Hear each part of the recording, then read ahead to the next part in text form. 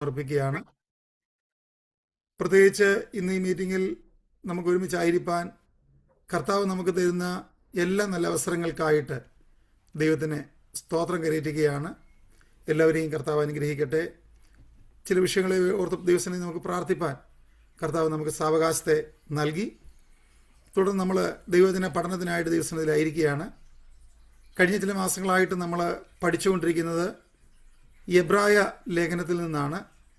9 അധ്യായങ്ങൾ എത്തുവാൻ കർത്താവ് കൃപ നൽകി.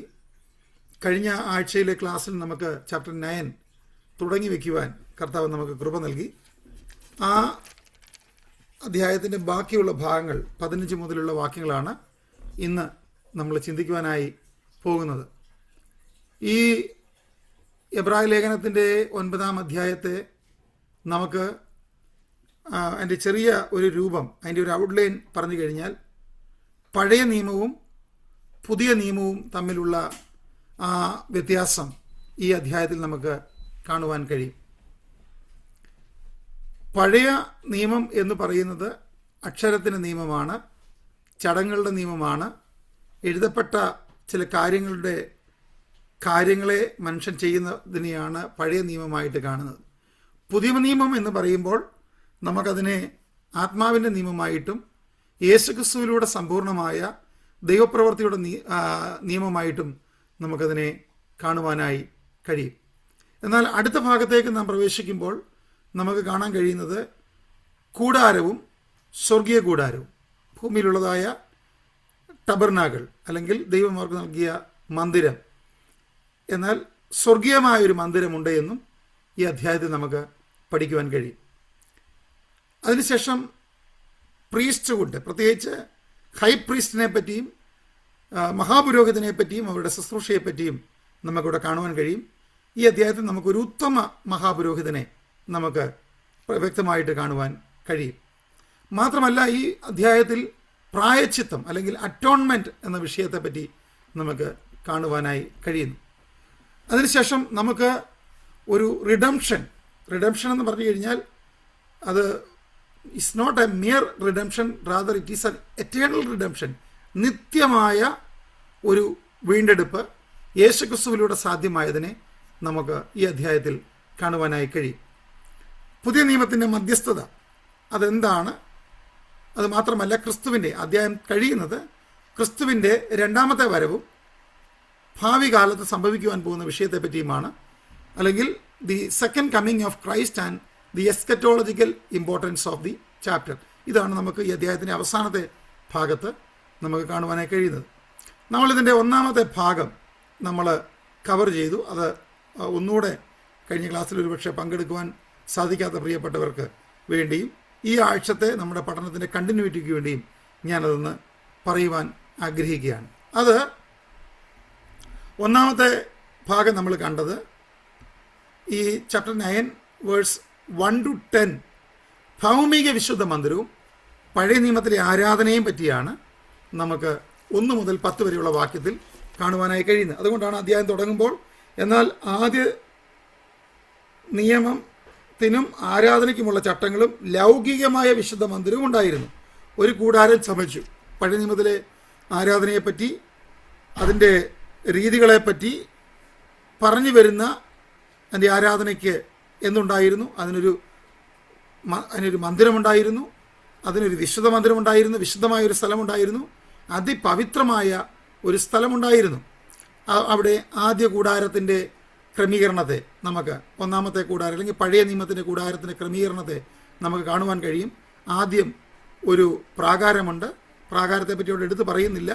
എന്നാൽ ഒരു പഴയ നിയമ ആരാധനയ്ക്ക് ഒരു പ്രാകാരമുണ്ട്, ഒരു കോർട്ട്യാർഡുണ്ട്, അതിനുശേഷം ഒരു ഹോളി പ്ലേസ് ഉണ്ട്, വിശുദ്ധ സ്ഥലമുണ്ട്. എന്നാൽ അതിനും അപ്പുറമായി, തിരശ്ശീലയ്ക്ക് അപ്പുറം അതിപവിത്രമായ ഒരു സ്ഥലമുണ്ട്.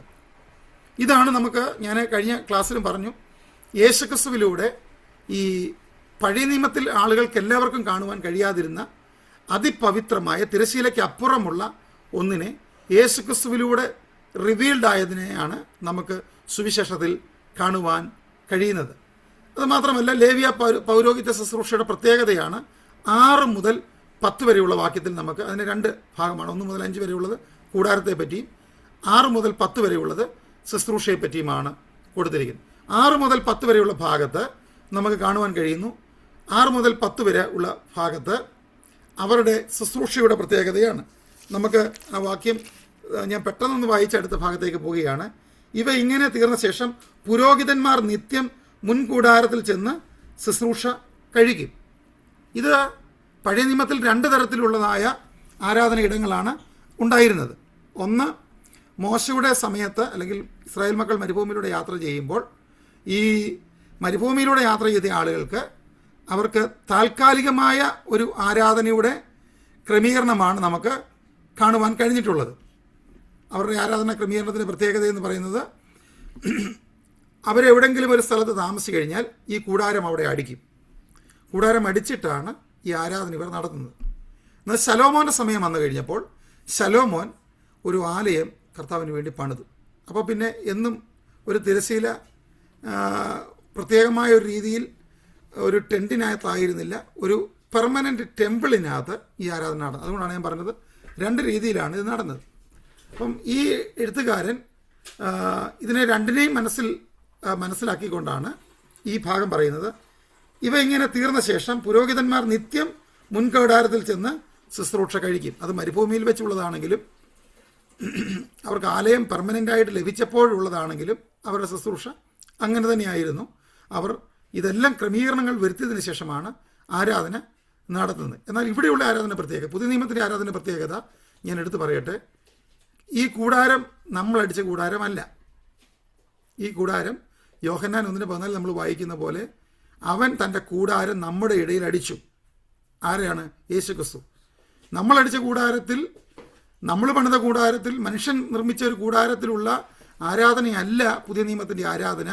പുതിയ നിയമത്തിൻ്റെ ആരാധന ദൈവം നേരിട്ട് ഈ ഭൂമിയിൽ അടിച്ച ഒരു കൂടാരമാണ്. അത് പവിത്രമാണ്, അത് ഹോളിയാണ്, ദ മോസ്റ്റ് ഹോളിയാണ്. അവിടെയാണ് നമുക്ക് കാര്യമുള്ളത്. ആരാണ്?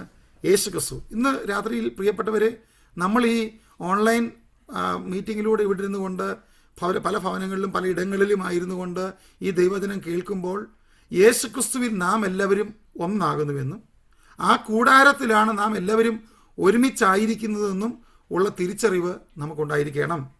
ഇന്ന് രാത്രി ഞാൻ പറയട്ടെ, ഏത് സമയത്തും, പഴയ നിയമത്തിൽ അങ്ങനെ പറ്റത്തില്ലായിരുന്നു, ഏത് സമയത്തും കൃപാസനത്തോളം അടുത്ത് ഇരുവാൻ കർത്താവ് നമുക്ക് ഭാഗ്യം നൽകിയിരിക്കുകയാണ്. നിങ്ങളെ അലട്ടുന്ന ഏത് ഭാരങ്ങളും ഏത് പ്രശ്നങ്ങളും കർത്താവിൻ്റെ സന്നിധി കൊണ്ടെത്തിക്കുവാൻ അതിനൊരു പ്രത്യേക ടൈമില്ല. നമ്മൾ ചില സന്ദർഭങ്ങളിലൊക്കെ നമുക്ക് പ്രാർത്ഥിക്കുവാനും അല്ലെങ്കിൽ നമുക്കൊന്ന് ദൈവത്തോട് നമ്മുടെ വിഷയങ്ങളൊന്നും പറയുവാനൊന്നും പറ്റാത്തൊരു മാനസികാവസ്ഥയിലൊക്കെ ആയിരിക്കും. അപ്പോൾ നമ്മൾ ചെയ്യേണ്ടത് ദൈവസന്നിധിയിൽ അല്പസമയം മനഃപൂർവ്വമായി ദൈവസന്നിധി സ്തോത്രം ചെയ്യണം. ദൈവമേ, എന്നെ ബലപ്പെടുത്തണമേ, എന്നെ ശക്തീകരിക്കണമേ, നിൻ്റെ സാന്നിധ്യം എനിക്കൊന്ന് രുചിച്ചറിയുവാൻ. അതെനിക്ക് പഴയ നിയമത്തിൻ്റെ ആരാധനയായിരുന്നുവെങ്കിൽ ഏതെങ്കിലും ഒരു സ്ഥലത്തോ ഒരു ഇടത്തോ പോയായിരുന്നുവെങ്കിൽ അത് സാധ്യമാകുമായിരുന്നു. അങ്ങയുടെ സാന്നിധ്യം 2-3 പേർ കൂടുന്നിടത്തും, ഐക്യമത്യപ്പെട്ട് കൂടുന്നിടത്തും, ഒരുമിച്ച് കടന്നു വരുന്നിടത്തും, ഒരു വ്യക്തി തന്നെ ഇരുന്ന് പ്രാർത്ഥിക്കുമ്പോൾ കടന്നു വരുന്നതുമായ സാന്നിധ്യമാണല്ലോ. നിൻ്റെ ആത്മാവിനാൽ എന്നെ നിറയ്ക്കണമേ. ആ പ്രാർത്ഥനയിലാണ് ദൈവസാന്നിധ്യം നമുക്ക് അനുഭവിച്ചറിയാൻ കഴിയുന്നത്. അപ്പം നോക്കിയേ, ഈ കൂടാരം തീർന്ന ശേഷം 2-മത്തതിലോ ആണ്ടിലൊരിക്കൽ മഹാപുരോഹിതൻ മാത്രം ചെല്ലും, രക്തം കൂടാതെയല്ല. അത് അവൻ തൻ്റെയും ജനത്തിൻ്റെയും അബദ്ധങ്ങൾക്ക് വേണ്ടി അർപ്പിക്കും. ഇതാണ് നമ്മൾ പഴയ നിയമത്തിൻ്റെ ശുശ്രൂഷയിൽ കാണുന്നത്. പുരോഹിതൻ ചെല്ലുന്നു, പുരോഹിതനും പെർഫെക്റ്റ് അല്ലാത്തത് കൊണ്ട് തൻ്റെ അബദ്ധങ്ങൾക്ക് വേണ്ടി. എന്നാൽ നമ്മൾക്കൊരു പുരോഹിതനുള്ളത് യേശുക്രിസ്തുവാണ്. യേശുക്രിസ്തു നമുക്ക് വേണ്ടി തൻ്റെ അബദ്ധങ്ങൾക്ക് വേണ്ടിയല്ല, നമ്മുടെ അബദ്ധങ്ങൾക്ക് വേണ്ടി. കാരണം എന്തുകൊണ്ട് തനിക്ക് അബദ്ധമില്ല? താൻ നിഷ്കളങ്കനാണ്, പാപരഹിതനാണ്, ആദാമ്യ പാപത്തിലൂടെ ജനിച്ചവനുമല്ല, പരിശുദ്ധാത്മാവിനാൽ ജനിക്കപ്പെട്ടവനായതുകൊണ്ടും അവൻ സൃഷ്ടിയല്ല, അവൻ സൃഷ്ടിതാവാകൊണ്ടും അവനിൽ പാപമില്ല. എന്തുകൊണ്ടാണ് യേശുക്രിസ്തു നമ്മുടെ രക്ഷകനായി തീർന്നതെന്ന് ചോദിച്ചു കഴിഞ്ഞാൽ, യേശുക്രിസ്തു വിവാഹം കഴിക്കാതെ കുറച്ചുനാൾ ഈ ഭൂമിയിൽ ജീവിച്ച് തനിക്ക് വേണ്ടി സമയമൊന്നും ചിലവഴിക്കാതെ മറ്റുള്ളവർക്ക് വേണ്ടി സമയം ചിലവഴിച്ചുകൊണ്ടല്ല അവൻ നമ്മുടെ പാപങ്ങൾക്ക് പരിഹാരകനായി തീർന്നത്. സെലിബസ് ചെയ്തത് കൊണ്ടുമല്ല, ഒരു സന്യാസ ജീവിതം നയിച്ചത് കൊണ്ടുമല്ല. യേശു ബൈ ബർത്ത് യേശുക്രിസ്തു പാപരഹിതനായിരുന്നു, പാപം അവനിലില്ലായിരുന്നു. പാപമൊഴികെ സകലത്തിലും നമുക്ക് തുല്യമായി പരീക്ഷിക്കപ്പെട്ടു എന്ന് പറഞ്ഞു കഴിഞ്ഞാൽ നമുക്ക് വിശക്കുന്നു, യേശുവിനും വിശക്കുന്നു. ആദാമ്യവർഗത്തിൻ്റേതല്ല വിശപ്പ്, അത് പാപം ചെയ്തതുകൊണ്ടുണ്ടായതുമല്ല വിശപ്പ്. പാപം ചെയ്യുന്നതിന് മുമ്പും അവർ ഭക്ഷിച്ചു. അതുതന്നെയാണല്ലോ കാണുന്നത്. അവർ പല ഭക്ഷണങ്ങൾ കഴിച്ചു, അവർ പല ഫ്രൂട്ട്സ് കഴിച്ചു. അതിലെ ഒരു ഫ്രൂട്ട് കഴിക്കാനാണ് പിശാച് അവരെ നിർബന്ധിച്ചത്. അപ്പം നമുക്ക് വിശപ്പ് വരുന്നത് പോലെയും നമുക്ക് സങ്കടങ്ങൾ വരുന്നത് പോലെയും നമുക്ക് വിഷമങ്ങൾ വരുന്നത് പോലെയും ഒക്കെ ആ ഇമോഷണൽ ഫീലിങ്സ് ഒക്കെ ഉണ്ടായിരുന്നുവെങ്കിലും ടെംപ്റ്റേഷൻ നമ്മളിൽ ഇപ്പോൾ ഒരു കാര്യം കാണുമ്പം നമുക്കൊരു ടെംപ്റ്റേഷൻ, ഇത് എനിക്ക് വേണം. അത് ദൈവികമാണോ ഒന്നും നമ്മൾ തിരിച്ചറിയുന്നില്ല. നമ്മളതിലേക്ക് ചെല്ലുന്നു, അതിൽ നാം ടെംപ്റ്റഡായി മാറുന്നു. എന്നാൽ യേശുവിൻ്റെ അരികിൽ പല ആളുകളും വന്നു. യേശു ഇങ്ങനെ ശുശ്രൂഷ ചെയ്തുകൊണ്ടിരിക്കുന്ന സമയത്ത് ആളുകളൊന്ന് പറഞ്ഞു, നിന്നെ രാജാവാക്കാമെന്ന് പറഞ്ഞു. യേശു രാജാവാകാൻ പോയില്ല. പിശാച് പോലും യേശുവിനെ തൻ്റെ ചിന്തകളിൽ ആലയത്തിൻ്റെ മുകളിലേക്ക് കൊണ്ടു ചെന്നിട്ട് താപ്പോട്ട് ചാട്, ഇതാ നിനക്ക് നല്ല അവസരം എന്ന് പറഞ്ഞു കഴിഞ്ഞപ്പം അതിനെ ഡിസേൺ ചെയ്തു, അതിനെ തിരിച്ചറിഞ്ഞു. ഇതാണ് പ്രിയപ്പെട്ടവരെ, ഈ ആത്മാവിനല്ല കർത്താവ് നമ്മളെ നിറച്ചിരിക്കുന്നത്. ഈ സമയത്തെയും കാലത്തെയും സാഹചര്യങ്ങളെയും ഡിസൈൻ ചെയ്യുവാനുള്ള ഒരു പ്രത്യേകമായ വരം കർത്താവ് ആത്മാവിനെ നമുക്ക് നൽകിയിരിക്കുകയാണ്. അതിൻ്റെ പേരാണ് വിവേചനം. ഡിസൈൻ ചെയ്യുവാനുള്ള ഒരു വരം കർത്താവ് നമുക്ക് നൽകിയിരിക്കുകയാണ്. അപ്പോൾ ഇത് പറഞ്ഞതിന് ശേഷമാണ് ലേവ്യ പൗരോഹിത്യ ശുശ്രൂഷയുടെ പ്രത്യേകത പറഞ്ഞ് താഴേക്ക് വരുന്നത്. അതിൻ്റെ പ്രായശ്ചിത്ത ദിനമുണ്ട്, the day of great atonement ഉണ്ട്. അന്നാണ് എല്ലാ ജനത്തിൻ്റെയും തൻ്റെയും അബദ്ധങ്ങൾക്ക് വേണ്ടി ദൈവസന്നിധിയിലേക്ക് പോകുന്നത്. ആരാധനയുടെ പരിമിതികളെ പറ്റിയും നമുക്കവിടെ കാണുവാൻ കഴിയുന്നു. 8-ാമത്തെ വാക്യമാണ്, മുൻകൂടാരം നിൽക്കുന്നിടത്തോളം വിശുദ്ധ മന്ദിരത്തിലേക്കുള്ള വഴി വെളിപ്പെട്ടിട്ടില്ല എന്ന് പരിശുദ്ധാത്മാവ് ഇതിനാൽ സൂചിപ്പിക്കുന്നു. ഇതാണ് ഇതിൻ്റെ പരിമിതി. കാരണം അവിടെ ഒരു കർട്ടൻ കിടക്കുകയാണ്, മുൻകൂടാരം കിടക്കുകയാണ്. അതുകൊണ്ട് അവർക്ക് മുമ്പോട്ടുള്ളതിനെയൊന്നും കാണാൻ കഴിയുന്നില്ല. ഇനിയുമാണ് നമ്മൾ അടുത്ത ഭാഗം. പെട്ടെന്ന് ഞാൻ പറഞ്ഞു പോവുകയാണ്. നമുക്ക് ഇന്നത്തെ ക്ലാസ്സിലേക്ക് കടക്കാൻ വേണ്ടി യേശുക്രിസ്തുവിൻ്റെ മഹാപുരോഹിത ശുശ്രൂഷയും നിത്യമായ വീണ്ടെടുപ്പും 11 മുതൽ 14 വരെയുള്ള വാക്യത്തിൽ നമുക്ക് കാണുവാൻ കഴിയും. ക്രിസ്തുവോ വരുവാനുള്ള നന്മകളുടെ പുരോഹിതനായി വന്നിട്ട് കൈപ്പണിയില്ലാത്ത എന്ന് വെച്ചാൽ ഈ സൃഷ്ടിയിൽ ഉൾപ്പെടാത്ത വലിപ്പവും തികവുമേറിയ ഒരു കൂടാരത്തിൽ കൂടെ ആട്ടുകൊറ്റന്മാരുടെയും പശുക്കളുടെയും രക്തത്താലല്ല, സ്വന്തം രക്തത്താൽ തന്നെ ഒരിക്കലായി വിശുദ്ധ മന്ദിരത്തിലേക്ക് പ്രവേശിച്ചിട്ട് എന്നേക്കുമുള്ളൊരു വീണ്ടെടുപ്പ് സാധിപ്പിച്ചു. അപ്പോൾ യേശു ക്രിസ്തുവിലൂടെ സാധ്യമായത് ഇതാ. ആദ്യത്തെ കൂടാരത്തെ പറ്റി പറയുന്നു, കൂടാരത്തിൻ്റെ പ്രത്യേകതയെപ്പറ്റി പറയുന്നു, യേശു ക്രിസ്തുവിൻ്റെ ശുശ്രൂഷയെപ്പറ്റി പറയുന്നു. യേശു ക്രിസ്തു മഹാപുരോഹിതനായി ചെയ്ത ശുശ്രൂഷ പ്രത്യേകത എന്ന് പറഞ്ഞു കഴിഞ്ഞാൽ മനുഷ്യനിർമ്മിതമല്ലാത്ത ഒരു വിശുദ്ധ മന്ദിരം ഉണ്ടായി. അത് യേശു ക്രിസ്തുവിനെ പറ്റിയാണ് പറയുന്നത്. എങ്ങനെയാണ് ഒരു പുതിയ സൃഷ്ടി അവിടെ ഉണ്ടാകുന്നത്? ക്രിസ്തുവിൻ്റെ സ്വന്തം രക്തത്താലുള്ള യാഗത്തെ നമുക്കവിടെ കാണാൻ കഴിയും.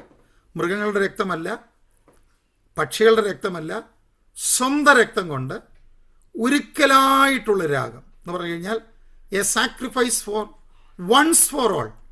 ഒരിക്കലായിട്ടുള്ള ഒരു യാഗം യേശു ക്രിസ്തു ഇവിടെ അർപ്പിക്കുകയാണ്. അതിൻ്റെ പ്രത്യേകത സിൻലെസ് ആൻഡ് സ്പോട്ട്ലെസ്, പാപരഹിതനായി ഒരു കുറ്റവുമില്ലാത്ത ഒരു രക്തം അവിടെ ചൊരിയപ്പെടുകയാണ്. ഈ ചൊരിയപ്പെട്ട ഈ യാഗത്തിൻ്റെ ഏറ്റവും വലിയൊരു പ്രത്യേകത എന്ന് പറയുന്നത് അതിലൂടെ നിത്യമായ വീണ്ടെടുപ്പ്, എറ്റേണൽ റിഡംപ്ഷൻ അവിടെ സാധ്യമായി. അവിടെ സാധ്യമായത് മനസാക്ഷിയുടെ ശുദ്ധീകരണമാണ്. നിങ്ങൾ നോക്കണമേ, എന്നേക്കുമുള്ള വിശുദ്ധ മന്ദിരത്തിലേക്ക് പ്രവേശിച്ചിട്ട് എന്നേക്കുമുള്ളൊരു വീണ്ടെടുപ്പ് സാധിപ്പിച്ചു. ആട്ടുകൊറ്റന്മാരുടെയും കാളകളുടെയും രക്തവും മലിനപ്പെട്ടവരുടെ മേൽ തളിക്കുന്ന പശുഭസ്മവും ജഡീകശുദ്ധി വരുത്തുന്നു എങ്കിൽ നിത്യാത്മാവിനാൽ ദൈവത്തിന് തന്നെത്താൻ നിഷ്കളങ്കനായി അർപ്പിച്ച ക്രിസ്തുവിൻ്റെ രക്തം ജീവനുള്ള ദൈവത്തെ ആരാധിക്കുവാൻ നിങ്ങളുടെ മനസാക്ഷിയെ നിർജീവ പ്രവർത്തികളെ പോക്കി എത്രയധികം ശുദ്ധീകരിക്കും. അപ്പം ഇവിടെ നമ്മളെ പഠിപ്പിക്കുന്ന ഒരു പാഠം, ജീവനുള്ള ദൈവത്തെ സേവിക്കുവാനുള്ള ഒരു അനുഭവത്തിലേക്കാണ് നമ്മെ കർത്താവ് കൊണ്ടുവന്നിരിക്കുന്നത്. കാരണം ഒരു മനസാക്ഷിയുടെ ശുദ്ധീകരണം ഇവിടെ നടന്നിരിക്കുകയാണ്. അതെന്താണ്? ഈ യാഗം അർപ്പിക്കുവാൻ, പഴയ നിയമത്തിലെ യാഗം അർപ്പിക്കാൻ വരുന്നവർക്കൊക്കെ മനസ്സിലുള്ളത് ഏറ്റവും സ്നേഹിച്ച് വീട്ടിൽ വളർത്തിയ ഒരു മൃഗത്തെ യാഗം അർപ്പിച്ചു. ഇനി ഈ അബദ്ധങ്ങൾ ഇനിയും ഉണ്ടായാൽ ഇനിയും ഒരു അന്നേരമുള്ളൊരു താൽക്കാലികമായ വിടുതൽ മാത്രമേ നടക്കുന്നുള്ളൂ. ഇനിയും ഇത് തന്നെയാണ് നടക്കാൻ പോകുന്നത്. ഇനിയും നാളെയും ഇത് തന്നെയാണ് നടക്കാൻ പോകുന്നത്. ഈ ഞാനിവിടെ നിന്ന് ദൈവീയ സന്ദേശം പറയട്ടെ ദൈവമക്കളെ, പഴയ നിയമത്തിൻ്റെ ആരാധനയോടുള്ള ബന്ധത്തിൽ ഇത് തന്നെയാണ് നടന്നത്.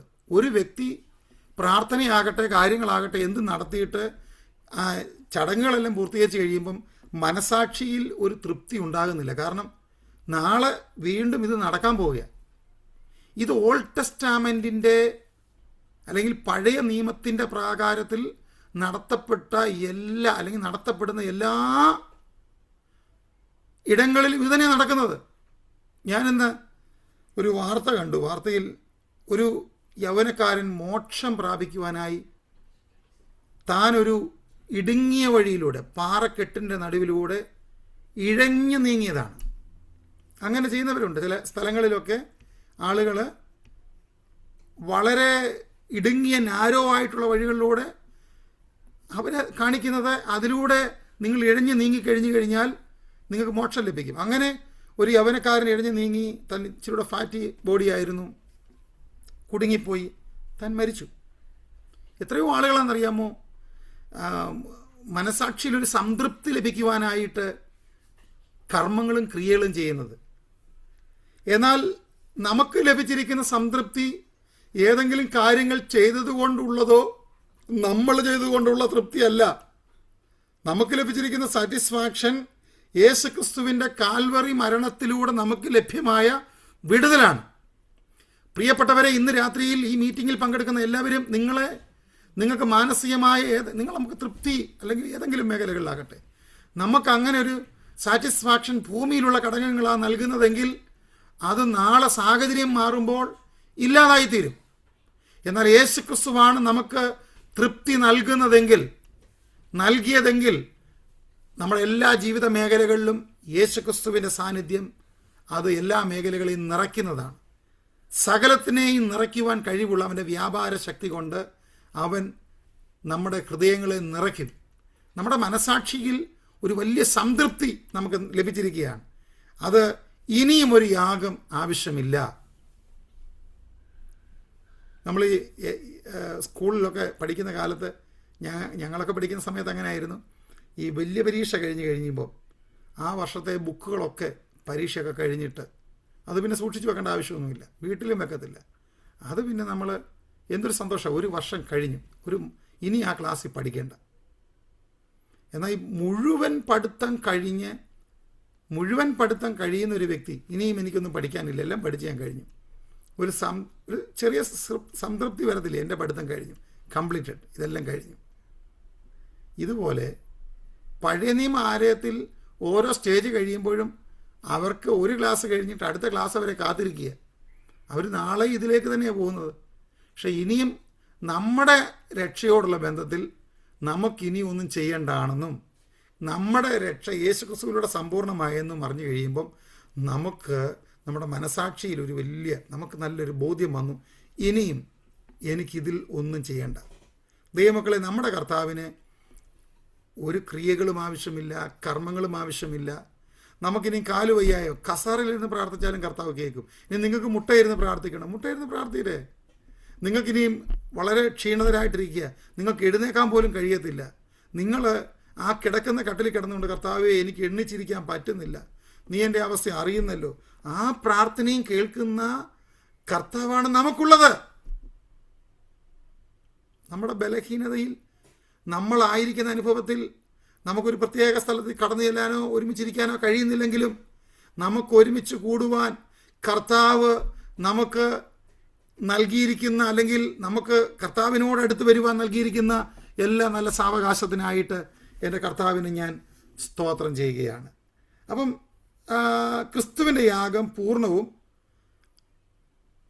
അത് എന്നേക്കും നിലനിൽക്കുന്നതും നിത്യ ഫലപ്രദവുമായ ഒരു യാഗമാണ് എന്ന് നമ്മളിവിടെ കണ്ടു. ഇനി നമ്മൾ പുതിയ നിയമത്തിൻ്റെ മധ്യസ്ഥനായ ക്രിസ്തുവിനെയാണ് നമ്മൾ കാണുന്നത്. എങ്ങനെയാണ് നമ്മൾ ആ വാക്യം നോക്കാം? ഇന്നത്തെ നമ്മൾ നോക്കാനുള്ളത് 15 മുതലാണ്. അത് നിമിത്തം ആദ്യ നിയമത്തിലെ ലംഘനങ്ങളിൽ നിന്നുള്ള വീണ്ടെടുപ്പിനായി ഒരു മരണമുണ്ടായിട്ട് നിത്യാവകാശത്തിൻ്റെ വാഗ്ദത്തം വിളിക്കപ്പെട്ടവർക്ക് ലഭിക്കേണ്ടതിന് അവൻ പുതിയ നിയമത്തിൻ്റെ മധ്യസ്ഥൻ ആകുന്നു.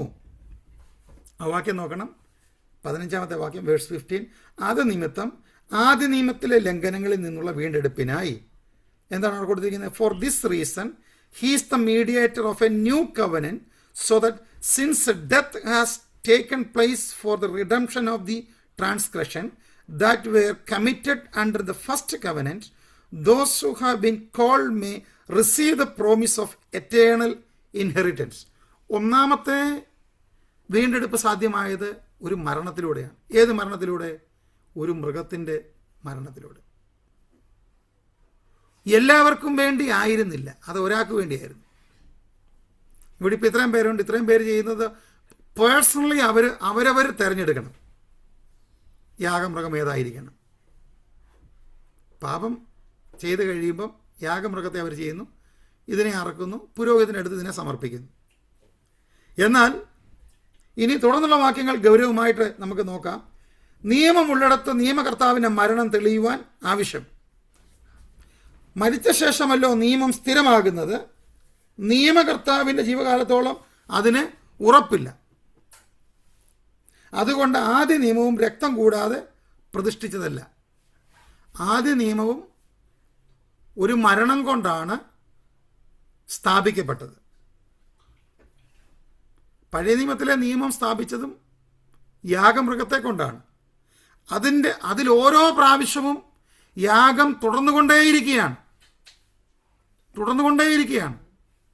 അതെന്നും സ്ഥാപിക്കുകയാണ്. ഓരോ പ്രാവശ്യവും ലംഘനം ഉണ്ടാകുമ്പോൾ, അകൃത്യമുണ്ടാകുമ്പോൾ, ട്രാൻസ്ഗ്രഷൻ ഉണ്ടാകുമ്പോൾ റിപ്പീറ്റഡ്ലി അത് സംഭവിച്ചുകൊണ്ടേയിരിക്കുകയാണ്.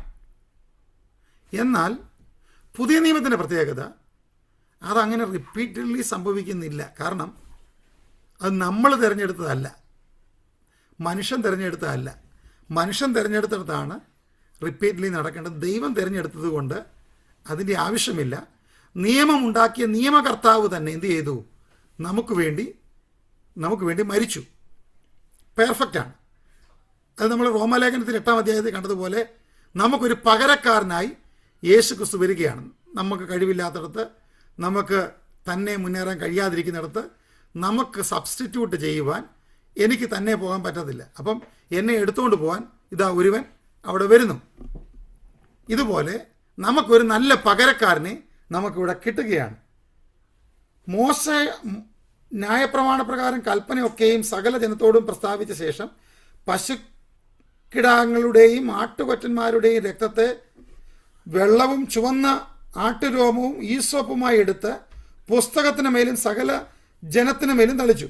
ഇത് ദൈവം നിങ്ങളോട് കൽപ്പിച്ച നിയമത്തിൻ്റെ രക്തമെന്ന് പറഞ്ഞു. നമ്മൾ ഈ വാക്യം വായിക്കുമ്പോഴാണ് ഈ വാക്യം നമുക്ക് 1 കൊരിന്ത്യർ ലേഖനം 11-ാം അധ്യായം അതിൻ്റെ 23-ലുള്ള വാക്യത്തിൽ 26-ലും ഈ വാക്യം നമ്മൾ എടുത്ത് നോക്കുന്നുണ്ട്. അത് ഞാൻ പിന്നാലെ പറയാം. എന്ത് ചെയ്തു? മോശ നിയമം സ്ഥാപിച്ചപ്പോൾ പശുക്കിടാങ്ങളുടെയും ആട്ടുകൊറ്റന്മാരുടെ രക്തമെടുത്ത് വെള്ളം ചേർത്ത് ഈസോപ്പ് തണ്ടിന്മേലാക്കി പുസ്തകത്തിന്മേലും ജനത്തിനുമേലും തളിച്ച് ആ നിയമം എന്ത് ചെയ്തു? സ്ഥാപിച്ചു. ഈ സ്ഥാപിച്ചത് അവിടെ നിൽക്കുക.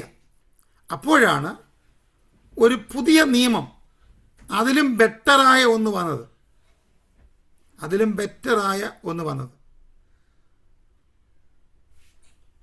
നമ്മുടെ വീട്ടിൽ ഒരു ഫ്രിഡ്ജോ ഒരു ഇലക്ട്രോണിക് ഐറ്റംസോ നമുക്കുണ്ടെങ്കിൽ, ഒരു ചെറിയ എക്സാമ്പിളാണ്, ഇതിൻ്റെ അർത്ഥത്തോട് ഒത്തിരി അടുത്ത് വരുന്നൊന്നും അല്ലെങ്കിലും, നമ്മുടെ വീട്ടിൽ നമ്മൾ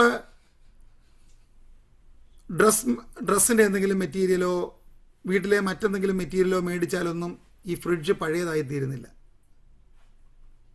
ഇതിനേക്കാൾ നല്ലതും പുതിയതുമായ ഒന്ന് നമ്മൾ മേടിക്കുമ്പം ഈ വീട്ടിലിരിക്കുന്നത് പഴയതായി മാറുന്നു. കാരണം അതിലും പുത്തനും പ്രയോജനമുള്ളതുമായ ഒന്നിനെയാണ് നമ്മൾ തിരഞ്ഞെടുത്തിരിക്കുന്നത്.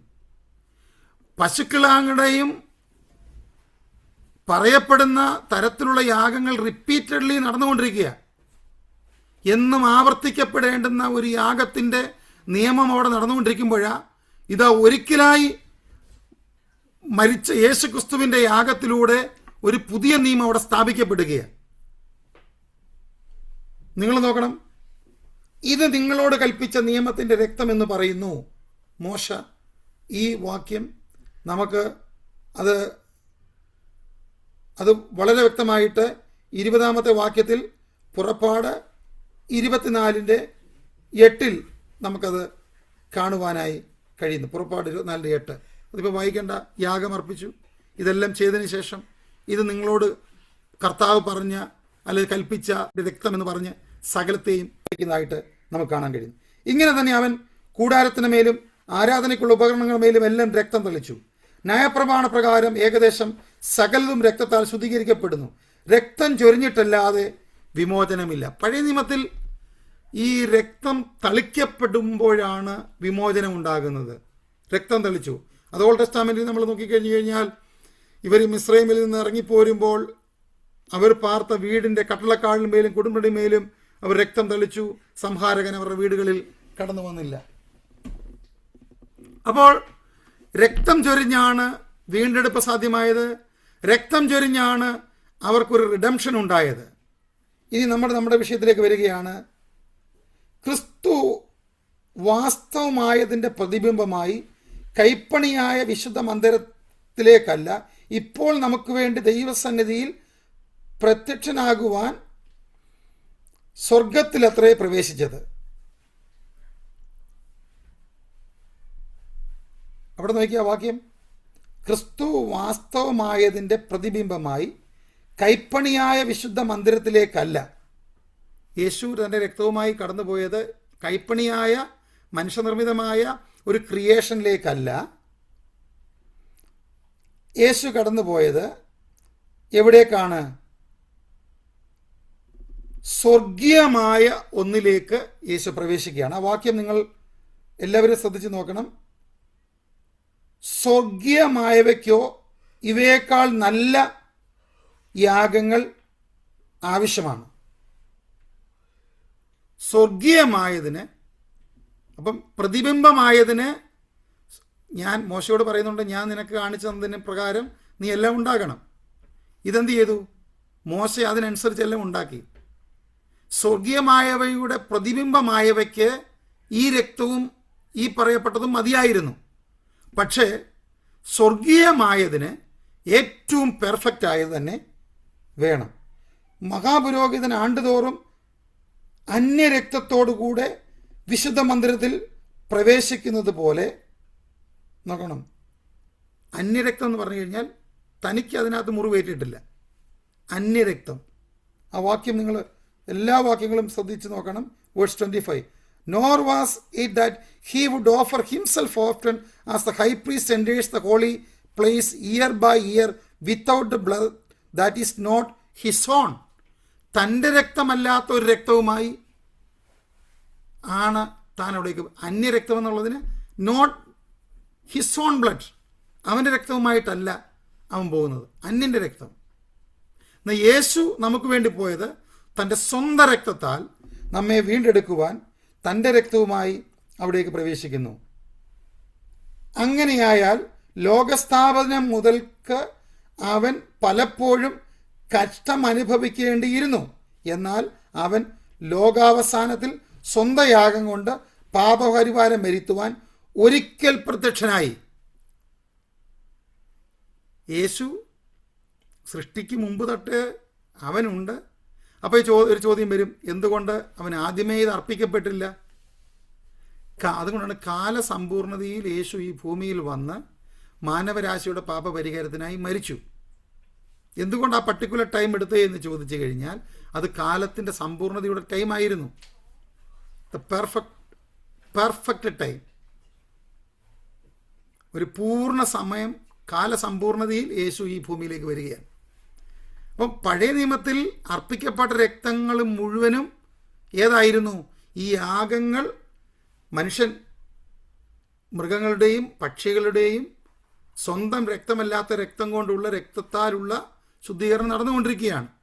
അത് ഫീബിളായിരുന്നു, അത് ചെറുതായിരുന്നു, അതിന് മനുഷ്യൻ ആർക്കും ചെയ്യാൻ കഴിയുന്നതാണ്. അതാണ് ഇന്ന് ലോകത്തിലുള്ള എല്ലാ വിശ്വാസങ്ങളിലുമുള്ളത്. കാശ് കൊടുത്ത് എന്തെങ്കിലും അർപ്പിക്കുന്നു, അതിലൂടെ സംതൃപ്തി അണയുന്നു. എന്നാൽ ഇവിടെ നമുക്കൊരു പെർഫെക്റ്റ് വണ്ണിനെ ലഭിച്ചിരിക്കുന്നു. കാരണം ലോകസ്ഥാപനം മുതലുള്ളവൻ അവൻ ഒരിക്കലായി വന്നിട്ട് സകലുടെയും പാപത്തിൻ്റെ പരിഹാരത്തിനായി അവൻ നമ്മുടെ പാപങ്ങളുടെ പരിഹാരത്തിനായിട്ടും അവൻ മരിച്ചു. പ്രിയപ്പെട്ടവരെ, ഇതൊരു വലിയ ഭാഗ്യമാണ്. ഇത് ഹൃദയം കൊണ്ട് വിശ്വസിച്ച് രക്ഷയ്ക്കായി വായുകൊണ്ട് ഏറ്റുപറയുക എന്ന് പറഞ്ഞാൽ ജീവിതത്തിലെ ഒരു വലിയ ഭാഗ്യമാണ്. അതെന്താണെന്നറിയാമോ? അവൻ ഒരിക്കലായി പ്രത്യക്ഷനായി, ഒരിക്കൽ മരിക്കുകയും പിന്നെ ന്യായവിധിയും മനുഷ്യർക്ക് നിയമിച്ചിരിക്കയാൽ. അപ്പം ഒരിക്കൽ, ഇത് പലപ്പോഴും മരണവീടുകളിലൊക്കെ പ്രത്യേകിച്ച് എടുത്ത് പറയുന്നൊരു വാക്യമാണ്. ഒരിക്കൽ മരിക്കുകയും പിന്നെ ന്യായവിധിയും മനുഷ്യർക്ക് നിയമിച്ചിരിക്കുകയാണ്. മനുഷ്യൻ ഈ ഭൂമിയിലായിരിക്കുമ്പം താൻ ശരീരത്തിലിരിക്കുമ്പോൾ ചെയ്തത് നല്ലതാകിലും ദേയതലായും തക്കതവണ്ണം പ്രാപിക്കേണ്ടതിന് അവൻ ദൈവത്തിൻ്റെ ന്യായാസനത്തിന് മുമ്പാകെ നിൽക്കേണ്ടി വരും. അപ്പം മനുഷ്യന് ഈ ഭൂമി ജനിച്ച സകല മനുഷ്യരും ആദാമ്യ ആ ഓർഡറിലായതുകൊണ്ട് അവന് ഒരു മരണമുണ്ട്. ആ മരണം എല്ലാവർക്കും ഉണ്ട്. എനിക്കും ഉണ്ടാകും, നിങ്ങൾക്കും ഉണ്ടാകും. കർത്താവിൻ്റെ വരവ് താമസിച്ചു കഴിഞ്ഞാൽ ഈ ഭൂമി നമ്മൾ ജീവനോട്ടിരിക്കുന്ന നമ്മളെല്ലാവരും ഒരു ദിവസം മരിക്കും. പക്ഷേ അതിന് ശേഷം ഒരു ന്യായവിധിയും ഉണ്ടാകും. ന്യായവിധി, ഈ ന്യായവിധിയുടെ ഒരു പ്രത്യേകത, നമ്മൾ ചിലപ്പോൾ അതിന് ന്യായമായ വിധി എന്നൊക്കെ പറഞ്ഞാലും ന്യായമായ വിധിയിൽ നിന്നാൽ പോലും നമുക്കാർക്കും നിൽക്കാൻ പറ്റത്തില്ല. ഇത് കൃപയിൽ നമ്മൾ മുന്നേറുകയാണ്. നമ്മൾ ദൈവത്തിൻ്റെ കൃപയിലാണ്. നമ്മൾ ദൈവത്തോട് കർത്താവേ ഞാനിത് ചെയ്യത്തില്ല, അല്ലെങ്കിൽ ഇനിയും ഇത് ഞാൻ എൻ്റെ ജീവിതത്തിൽ ഉണ്ടാകുകയില്ല എന്നെടുക്കുന്ന എത്രയോ തീരുമാനങ്ങളിലാണ് വീണ്ടും നമുക്ക് നിലനിന്ന് പോകുവാൻ കഴിയാത്ത രീതിയിൽ അതുകൊണ്ടാണ് ഞാൻ പലപ്പോഴും ബൈബിൾ സ്റ്റഡി പറയുന്നത്, നമ്മളെടുക്കുന്ന തീരുമാനങ്ങളിലൊന്നും നമുക്ക് നിൽക്കാൻ പറ്റത്തില്ല. നമ്മൾ ബലഹീനരാണ്. ഓരോ പ്രാവശ്യത്തെ തീരുമാനമെടുക്കുമ്പോഴും ആ തീരുമാനങ്ങളെല്ലാം നമ്മളെ പഠിപ്പിക്കുന്ന ഒരു പാഠം, കുഞ്ഞെ നീ ബലഹീനനാണ്, നിന്നെ കൊണ്ട് you are unable to complete it, ചെയ്യാൻ പറ്റത്തില്ല. നമ്മുടെ ബലഹീനത, നമ്മൾ ബലഹീനരായതുകൊണ്ടാണ് ദൈവം തന്നെ ആത്മാവിനെ നമുക്ക് നൽകിയിരിക്കുന്നത്. ഹലോ, എല്ലാവരും ഉണ്ടോ? നമ്മളെ കർത്താവ് ആത്മാവിനെ നിറച്ചിരിക്കുന്നത് നമ്മൾ ബലഹീനരാണെന്നും, നമുക്ക് കഴിഞ്ഞ സഭാരാധനയിൽ നമ്മൾ കേട്ടതുപോലെ നമുക്കൊരു കംഫോർട്ടർ ആവശ്യമാണ് നമ്മളെല്ലാ സാഹചര്യത്തിലും ബലപ്പെടുത്തുവാൻ. നമ്മൾ പക്ഷേ അത് ഫീൽ ചെയ്യണം. കർത്താവിൻ്റെ ശബ്ദം കേൾക്കുവാൻ ദൈവസന്നിധിയിലേക്ക് കടന്നു വരണം.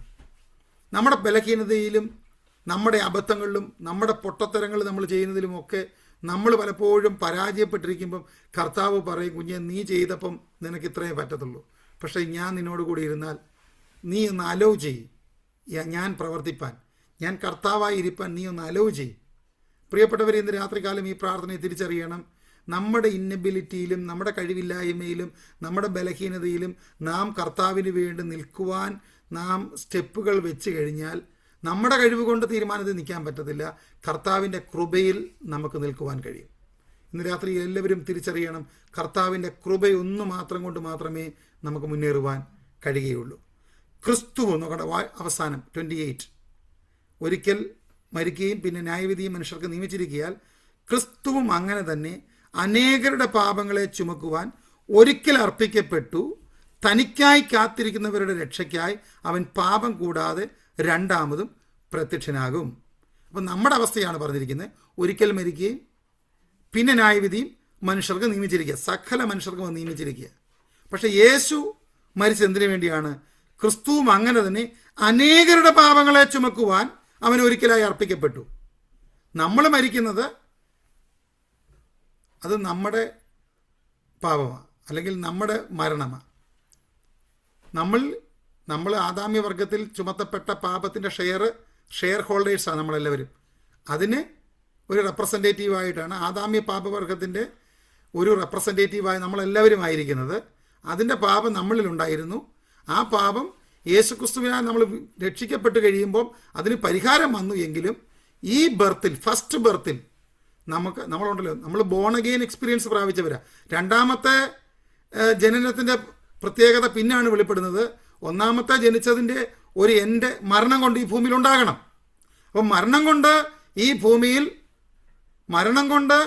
ഭൂമിയിൽ ആ ഡെത്തിൻ്റെ മേൽ നാം ഒരു ജയം പ്രാപിക്കാൻ പോയി. കാരണം നമ്മൾ വീണ്ടും ജനിച്ചവരാണ്. നമ്മൾ വീണ്ടും ജനിച്ച് ബോൺ അഗെയിൻ വീണ്ടും ജനിച്ചവരാണ്. അപ്പോൾ ക്രിസ്തു മരിച്ചത് തൻ്റെ പാപങ്ങൾക്ക് വേണ്ടിയല്ല. നമ്മൾ മരിച്ചത് ഒരിക്കൽ മരിക്കുകയും, അവിടെ അണ്ടർസ്റ്റുഡാണ്, സകല മനുഷ്യരും ആദാമ്യ പാപ നിമിത്തം മരിക്കുകയും പിന്നെ ന്യായവിധിയും മനുഷ്യർക്ക് നിയമിച്ചിരിക്കുക, അപ്പോയിൻറ്റഡ് ആണ്. But why Christ died for us? എന്തുകൊണ്ടാണ് ക്രിസ്തു മരിച്ചത്? ക്രിസ്തുവും അങ്ങനെ തന്നെ അനേകരുടെ പാപങ്ങളെ ചുമക്കുവാൻ ഒരിക്കൽ അർപ്പിക്കപ്പെട്ടു.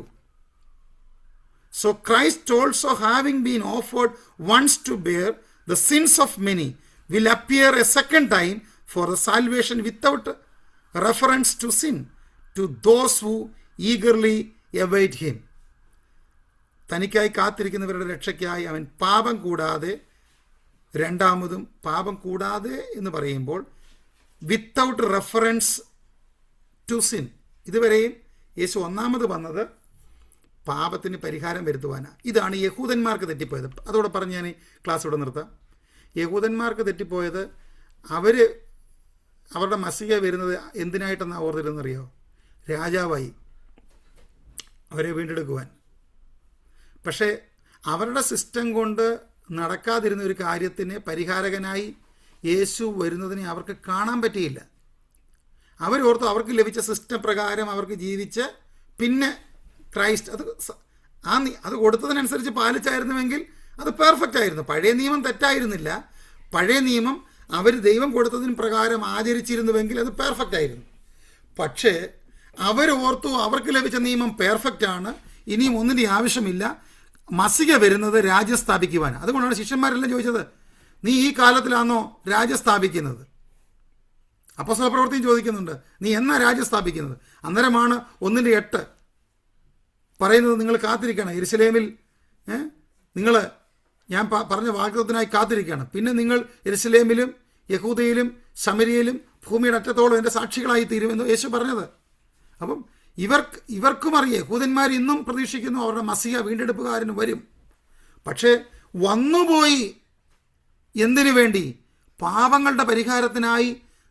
മാനുഷികമായ കർമ്മങ്ങൾക്കും ക്രിയകൾക്കും പരിഹാരം വരുത്താൻ കഴിയാതിരുന്നപ്പോൾ ദൈവം God send his own son to this earth to die for all of us. He died once for all. And second time യേശു വരുന്നത് പാപത്തിൻ്റെ വിഷയത്തിലല്ല അവൻ വരുന്നത്. ഇനിയും യേശു വരുന്നത് തനിക്കായി കാത്തിരിക്കുന്നവരുടെ രക്ഷയ്ക്കായി അവരെ ചേർത്തുകൊള്ളുവാനാണ് വരുന്നത്.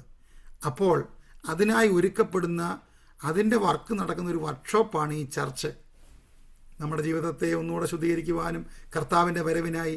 പഴയ കാലങ്ങളിലൊക്കെ നമ്മൾ പരസ്പരം നമ്മുടെ ആളുകൾ കാണുമ്പോൾ ചോദിക്കുന്നത്, നീ are you ready for the second coming of Jesus Christ? പ്രാർത്ഥനകൾ തീരുമ്പോൾ പറയുന്നൊരു പ്രസ്താവന ഉണ്ടായിരുന്നു, മാറാനാഥ, നമ്മുടെ കർത്താവ് വേഗം വരുന്നു. പ്രിയപ്പെട്ടവരെ, നമ്മുടെ കർത്താവ് വേഗം വരുന്നു. നമ്മുടെ കർത്താവിനായിട്ട് ഒരുങ്ങാം. നമ്മുടെ ജീവിതത്തിൽ നമ്മെ ഒന്നുകൂടെ ഒന്ന് ശുദ്ധീകരിക്കുവാനും നമ്മെ ഒന്നുകൂടെ ഒന്ന് ഏൽപ്പിച്ചു കൊടുക്കുവാനും കർത്താവ് നൽകുന്ന ഈ നല്ല അവസരത്തിനായി കർത്താവിന് സ്തോത്രം ചെയ്യുകയാണ്. മനുഷ്യൻ മരിച്ചതും ഒരിക്കൽ മരണവും പിന്നെ ന്യായവിധിയും മനുഷ്യർക്ക് ദൈവം നിയമിച്ചിരിക്കുക. But why Christ died for us, not for himself. അവന് വേണ്ടിയല്ല മരിച്ചത്, അവൻ്റെ പാപങ്ങൾക്ക് വേണ്ടിയല്ല. അവൻ പാപരഹിതനായി വന്നവനാണ്. എന്നാൽ യേശു വന്നത് നമ്മുടെ പാപങ്ങളെ ചുമന്നൊഴിച്ച് നമുക്ക് വീണ്ടെടുപ്പ് നൽകുവാനാണ്. പ്രിയപ്പെട്ടവരെ, ഈ കേട്ട വചനം നമ്മുടെ എല്ലാവരുടെയും ജീവിതത്തെ അനുഗ്രഹമാകട്ടെ എന്നുള്ള പ്രാർത്ഥനയോടുകൂടെ എൻ്റെ വാക്കുകളെ ചുരുക്കുന്നു. കർത്താവ് നമ്മളെ എല്ലാവരെയും